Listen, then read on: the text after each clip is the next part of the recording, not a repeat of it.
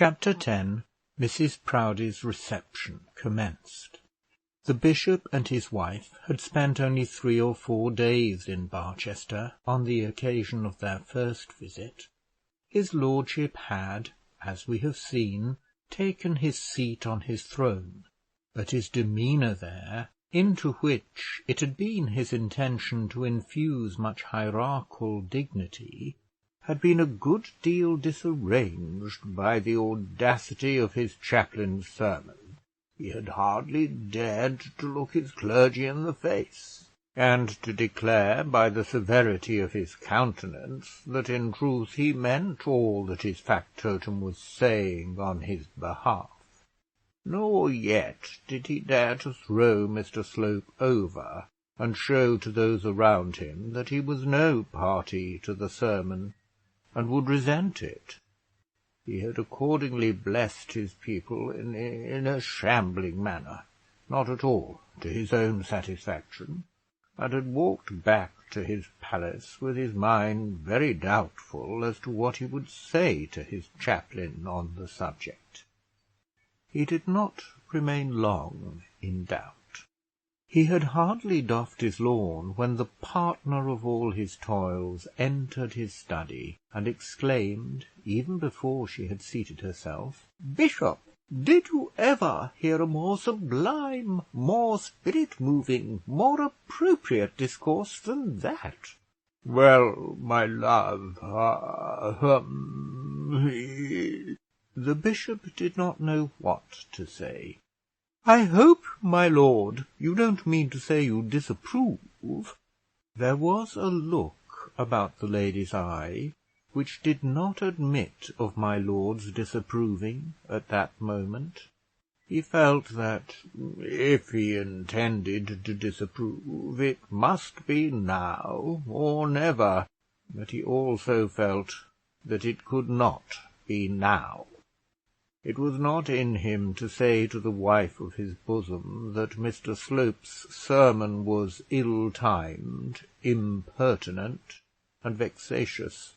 No, replied the bishop. No, I can't say I disapprove. A very clever sermon, and very well intended, and I dare say will do a great deal of good. This last praise was added, seeing that what he had already said by no means satisfied Mrs. Proudie. "I hope it will," said she, "and I am sure it was well deserved.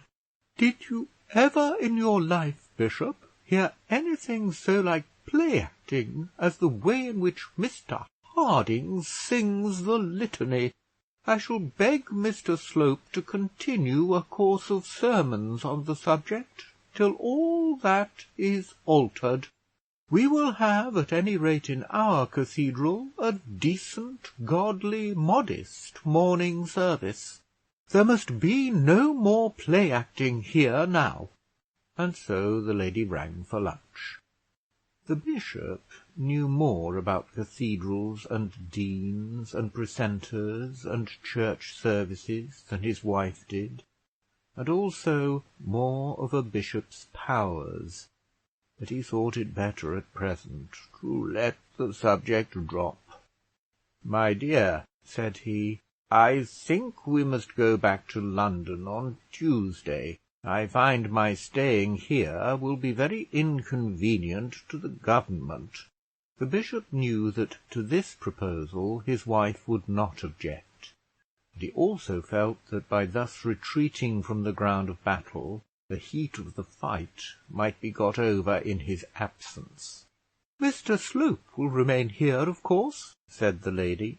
"Oh, of course," said the bishop. Thus, after less than a week's sojourn in his palace, did the bishop fly from Barchester. Nor did he return to it for 2 months, the London season being then over.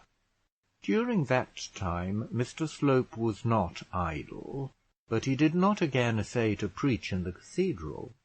In answer to Mrs. Proudie's letters advising a course of sermons, he had pleaded that he would at any rate wish to put off such an undertaking till she was there to hear them. He had employed his time in consolidating a Proudie and Slope party, or rather a Slope and Proudie party, and he had not employed his time in vain. He did not meddle with the dean and chapter, except by giving them little teasing intimations of the bishop's wishes about this, and the bishop's feelings about that, in a manner which was to them sufficiently annoying, but which they could not resent. He preached once or twice in a distant church in the suburbs of the city, but made no allusion to the cathedral service. He commenced the establishment of 2 bishops' Barchester Sabbath-day schools, gave notice of a proposed bishop's Barchester Young Men's Sabbath evening lecture room, and wrote 3 or 4 letters to the manager of the Barchester Branch Railway, informing him how anxious the bishop was that the Sunday trains should be discontinued. At the end of 2 months, however, the bishop and the lady reappeared, and as a happy harbinger of their return, heralded their advent by the promise of an evening party on the largest scale. The tickets of invitation were sent out from London. They were dated from Bruton Street, and were dispatched by the odious Sabbath-breaking railway in a huge brown paper parcel to Mr. Slope. Everybody calling himself a gentleman or herself a lady within the city of Barchester and a circle of 2 miles round it was included.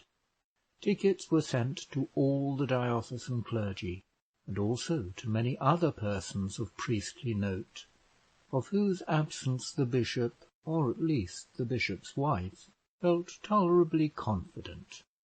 It was intended, however, to be a thronged and noticeable affair, and preparations were made for receiving some hundreds.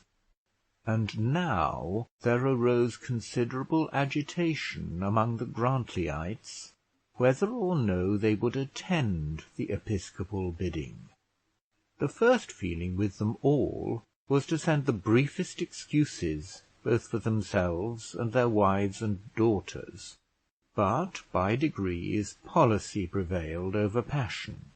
The archdeacon perceived that he would be making a false step if he allowed the cathedral clergy to give the bishop just ground of umbrage. They all met in conclave, and agreed to go. They would show that they were willing to respect the office, much as they might dislike the man. They agreed to go. The old dean would crawl in, if it were but for half an hour. The chancellor, treasurer, archdeacon, prebendaries, and minor canons would all go, and would all take their wives. Mr. Harding was especially bidden to do so, resolving in his heart to keep himself far removed from Mrs. Proudie, and Mrs. Bold was determined to go, though assured by her father that there was no necessity for such a sacrifice on her part. When all Barchester was to be there, neither Eleanor nor Mary Bold understood why they should stay away. Had they not been invited separately, and had not a separate little note from the chaplain, couched in the most respectful language, been enclosed with the huge episcopal card? And the Stanhopes would be there, one and all. Even the lethargic mother would so far bestir herself on such an occasion. They had only just arrived. The card was at the residence waiting for them. No one in Barchester had seen them. What better opportunity could they have of showing themselves to the Barchester world? Some few old friends, such as the archdeacon and his wife, had called, and had found the doctor and his eldest daughter, but the elite of the family were not yet known. The doctor indeed wished in his heart to prevent the signora from accepting the bishop's invitation, but she herself had fully determined that she would accept it. If her father was ashamed of having his daughter carried into a bishop's palace, she had no such feeling.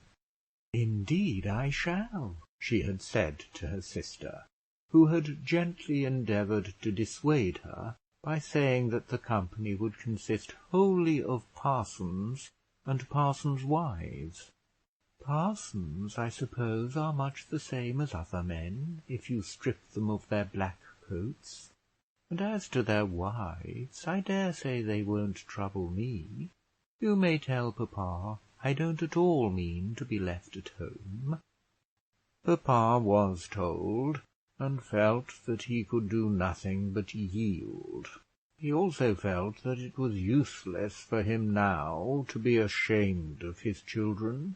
Such as they were, they had become such under his auspices. As he had made his bed, so he must lie upon it. As he had sown his seed, so must he reap his corn. He did not indeed utter such reflections in such language, but such was the gist of his thought.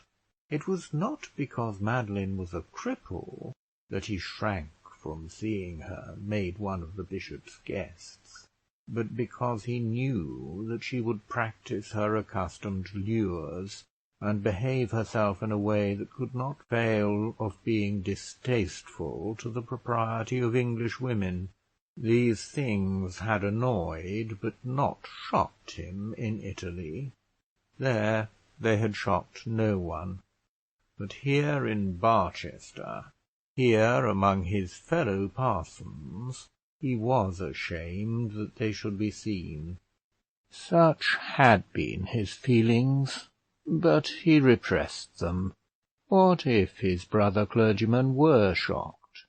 They could not take from him his preferment, because the manners of his married daughter were too free. La Signora Neroni had at any rate no fear that she would shock anybody. Her ambition was to create a sensation, to have parsons at her feet, seeing that the manhood of Barchester consisted mainly of parsons, and to send, if possible, every parson's wife home with a green fit of jealousy. None could be too old for her, and hardly any too young, none too sanctified, and none too worldly. She was quite prepared to entrap the bishop himself, and then to turn up her nose at the bishop's wife. She did not doubt of success, for she had always succeeded. But one thing was absolutely necessary.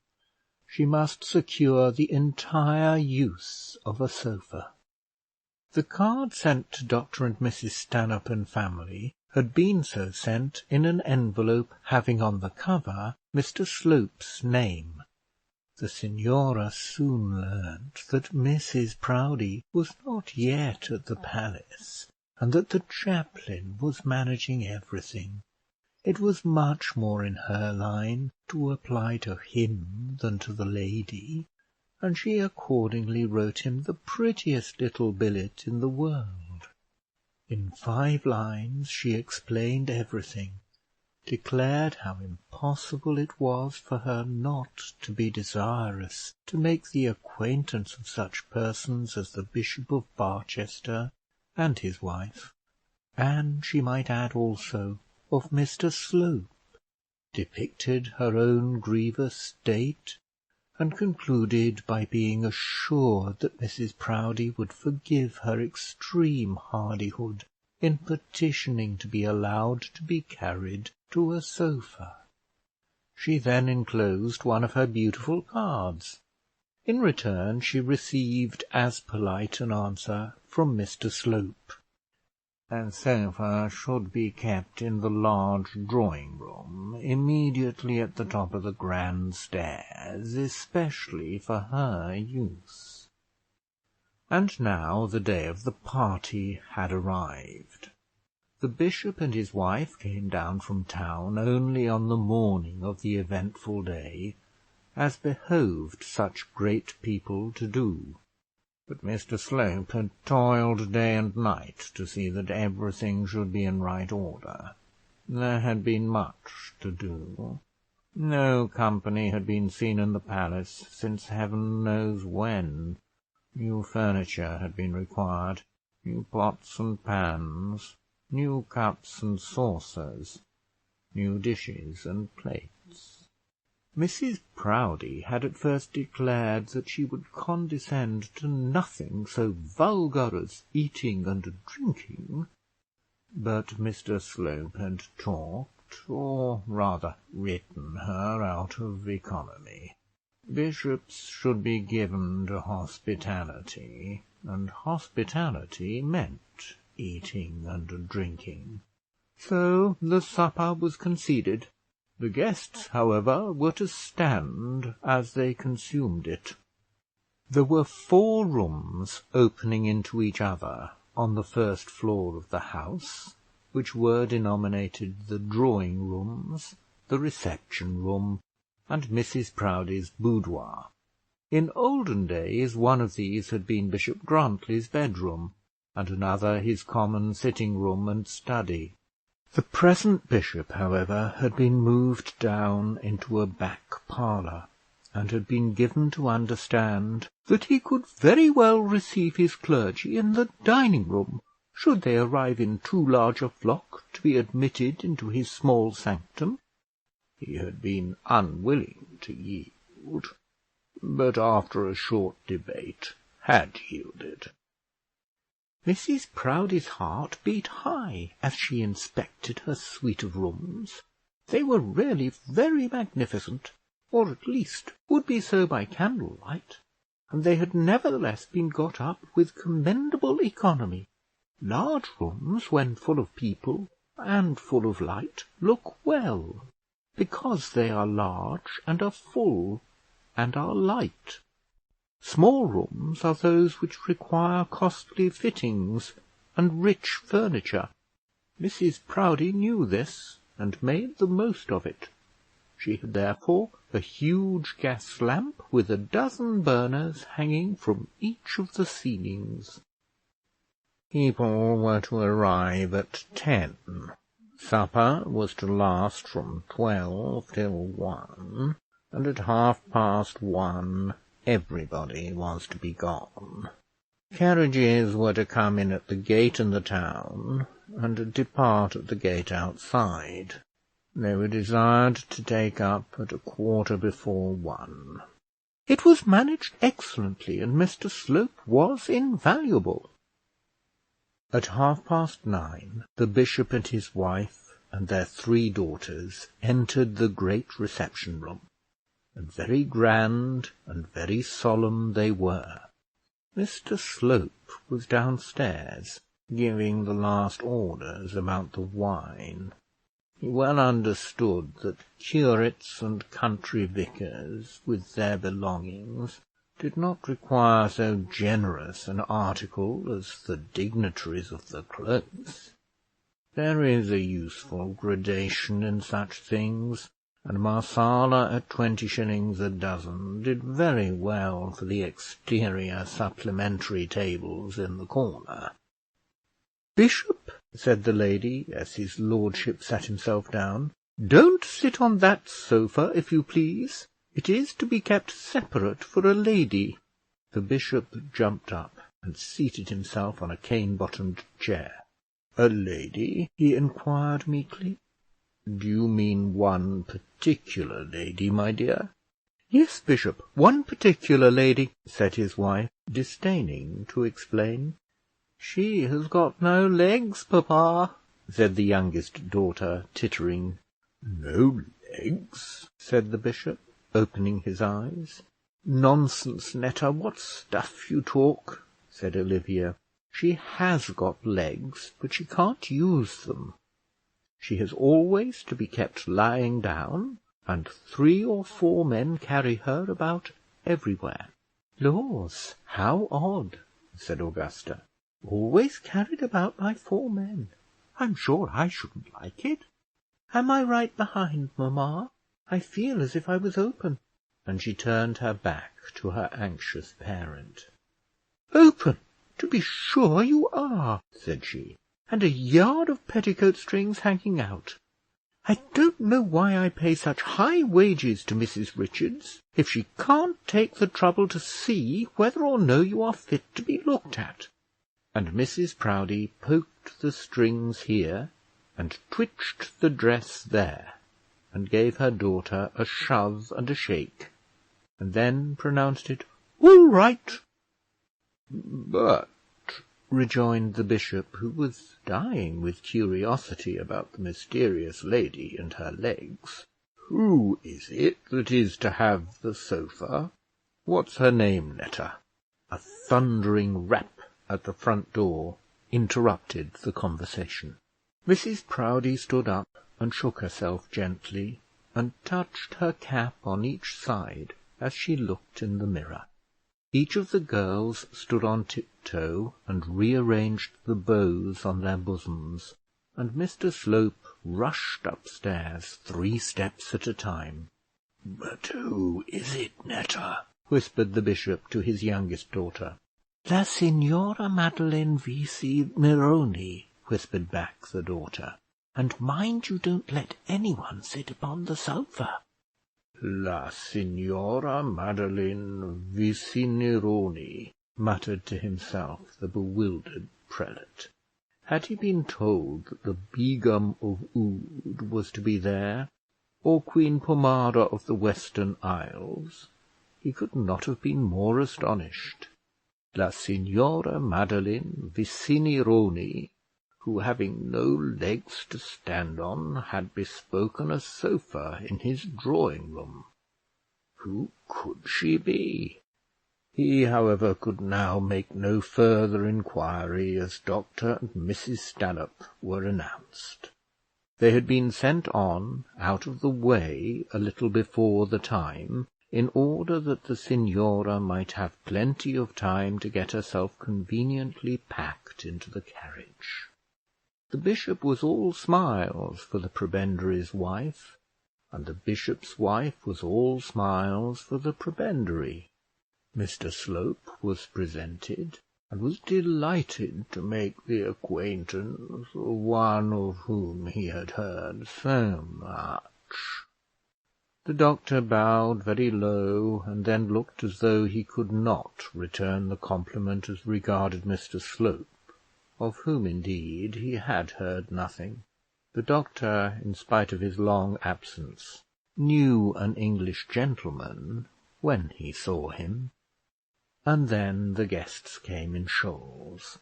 Mr and Mrs Quiverful and their 3 grown daughters, Mr and Mrs Chadwick and their 3 daughters, the burly chancellor and his wife and clerical son from Oxford, the meagre little doctor without encumbrance, Mr Harding with Eleanor and Miss Bold, the dean leaning on a gaunt spinster, his only child, now living with him, a lady very learned in stones, ferns, plants, and vermin, and who had written a book about petals. A wonderful woman in her way was Miss Trefoil. Mr Finney, the attorney, with his wife, was to be seen, much to the dismay of many who had never met him in a drawing room before. The 5 Barchester doctors were all there, and old Scalpon, the retired apothecary and tooth drawer, who was first taught to consider himself as belonging to the higher orders by the receipt of the bishop's card. Then came the archdeacon and his wife, with their elder daughter Griselda, a slim, pale, retiring girl of 17, who kept close to her mother, and looked out on the world with quiet, watchful eyes, one who gave promise of much beauty when time should have ripened it. And so the rooms became full, and knots were formed, and every newcomer paid his respects to my lord, and passed on, not presuming to occupy too much of the great man's attention. The archdeacon shook hands very heartily with Dr. Stanhope, and Mrs. Grantly seated herself by the doctor's wife, and Mrs. Proudie moved about with well-regulated grace, measuring out the quantity of her favours to the quality of her guests, just as Mr. Slope had been doing with the wine. But the sofa was still empty, and 25 ladies and 5 gentlemen had been courteously warned off it by the mindful chaplain. "Why doesn't she come?" said the bishop to himself. His mind was so preoccupied with the signora that he hardly remembered how to behave himself en bishop. At last a carriage dashed up to the hall steps, with a very different manner of approach from that of any other vehicle that had been there that evening. A perfect commotion took place. The doctor, who heard it as he was standing in the drawing-room, knew that his daughter was coming, and retired into the furthest corner, where he might not see her entrance. Mrs. Proudie perked herself up, feeling that some important piece of business was in hand. The bishop was instinctively aware that La Signora Visignoroni was come at last, and Mr. Slope hurried into the hall to give his assistance. He was, however, nearly knocked down and trampled on by the cortège that he encountered on the hall steps. He got himself picked up as well as he could, and followed the cortège upstairs. The signora was carried head foremost, her head being the care of her brother and an Italian manservant who was accustomed to the work. Her feet were in the care of the lady's maid and the lady's Italian page, and Charlotte Stanhope followed to see that all was done with due grace and decorum. In this manner they climbed easily into the drawing-room, and a broad way through the crowd having been opened, the signora rested safely on her couch. She had sent a servant beforehand to learn whether it was a right or a left-hand sofa, for it required that she should dress accordingly, particularly as regarded her bracelets. And very becoming her dress was. It was white velvet, without any other garniture than rich white lace, worked with pearls across her bosom, and the same round the armlets of her dress. Across her brow she wore a band of red velvet, on the centre of which shone a magnificent Cupid in mosaic, the tints of whose wings were of the most lovely azure, and the colour of his chubby cheeks the clearest pink. On the one arm which her position required her to expose, she wore 3 magnificent bracelets, each of different stones. Beneath her, on the sofa and over the cushion and head of it, was spread a crimson silk mantle or shawl, which went under her whole body and concealed her feet. Dressed as she was, and looking as she did, so beautiful and yet so motionless, with the pure brilliancy of her white dress brought out and strengthened by the colour beneath it, with that lovely head and those large, bold, bright, staring eyes, it was impossible that either man or woman should do other than look at her. Neither man nor woman for some minutes did do other.